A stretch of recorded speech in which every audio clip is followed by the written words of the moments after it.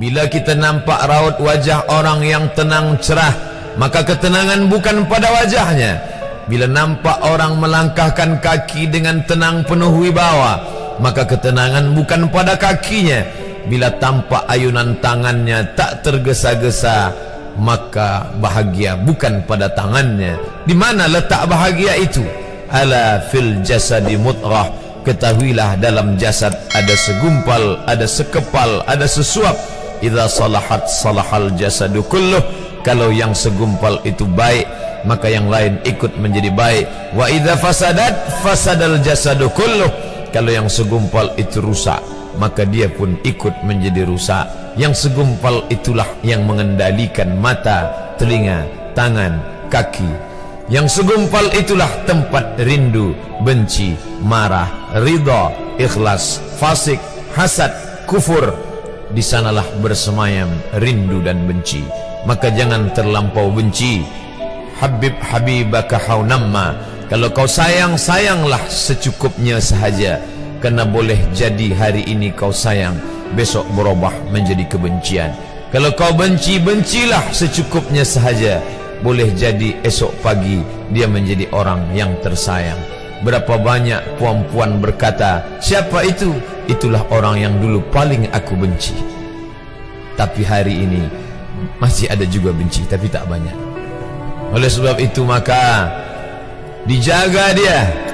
Yauma la yanfa'u malun. Hari itu tak ada guna harta, wala banun, tak ada guna anak, illa man atallah, kecuali orang yang datang menghadap Allah biqalbin salim, dengan hati yang salim.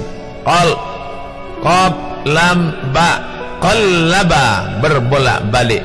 Qallaba, tidak selamanya bahagia. Kadang pagi hati tenang, petang datang dia pun susah. Kadang pagi hati lapang, petang tiba dia pun gundah. Maka apa yang dapat menolong?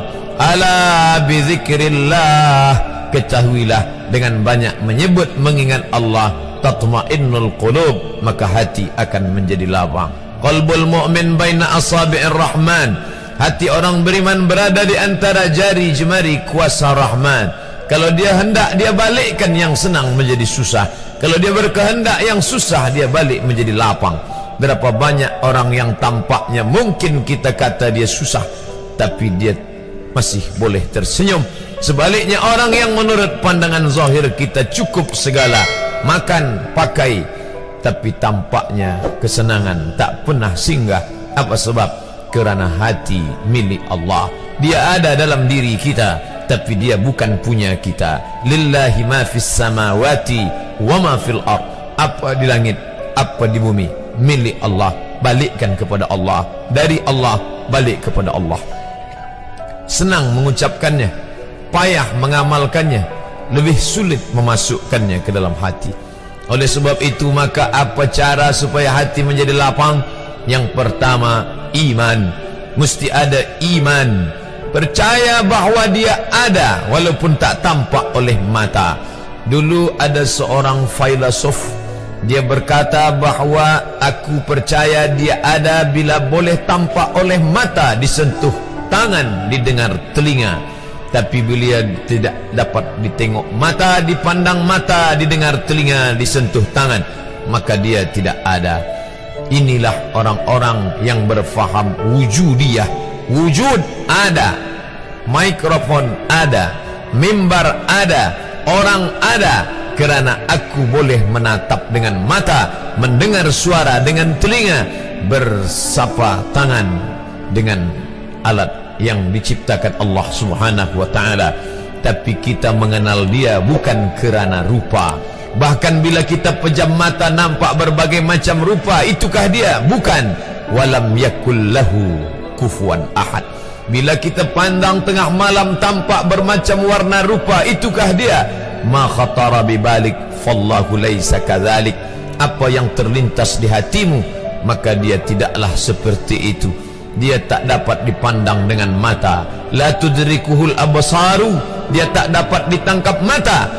Wa huwa yudrikul absara, dialah yang dapat menatap mata. Jangankan dia, wajah kita pun kita tak boleh melihatnya. Siapa yang boleh melihat wajahnya?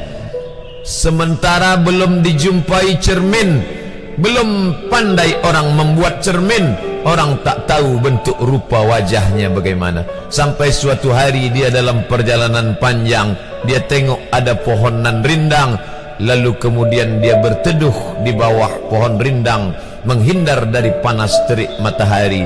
Di bawah pohon rindang ada kolam air, maka saat dia akan mengambil minum dari air kolam, disitulah dia melihat wajahnya.